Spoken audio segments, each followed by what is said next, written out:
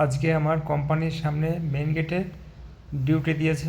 দেখো পিছনে আমাদের কোম্পানির নাম লেখা দেখা যাচ্ছে, ওই যে বড় করে লেখা রয়েছে স্পারকন। এবং কোম্পানির সামনে দেখো এই রাস্তা বেরিয়ে গেছে। এটা হলো পুনে নাসিক হাইওয়ে। এখন সকাল 6:30 বাজে, এই জন্য ডিউটি এখনও শেষ হয়নি, 7টায় শেষ হবে।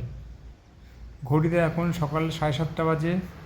এখন ডিউটি শেষ করে ঘরে ফিরছি। আমাদের যখন ডিউটি হয় প্রত্যেক স্পটে 2জন করে গার্ড দেয়, মানে সিকিউরিটি গার্ড দেয়। তো আমার স্পটে আমি একাই ছিলাম।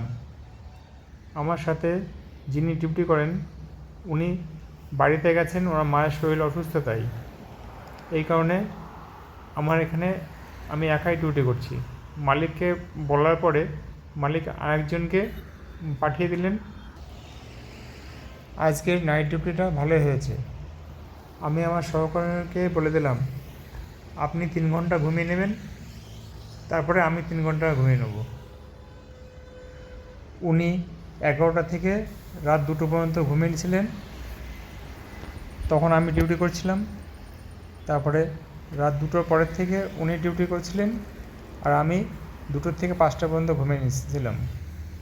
এইভাবে আমাদের ডিউটি কমপ্লিট হলো। আজকে বেশ ভালোই কাটলো। আজ এটিএম মেশিন থেকে জল নিতে গিয়ে পড়লাম মহা বিপদে। কারণ কারেন্ট নেই বলে এটিএম মেশিন থেকে জল আসবে না। উনি বললেন একটু পরে আসো। আমি দেখলাম সেই যাব রুমে, পাওয়ার 5তলা উঠবো, আবার 5তলা থেকে নিচে নামবো, একটু বসি। অনেকক্ষণ বসে থাকতে দেখে উনি আমাকে ইমার্জেন্সি স্টক থেকে আমাকে জল দিল।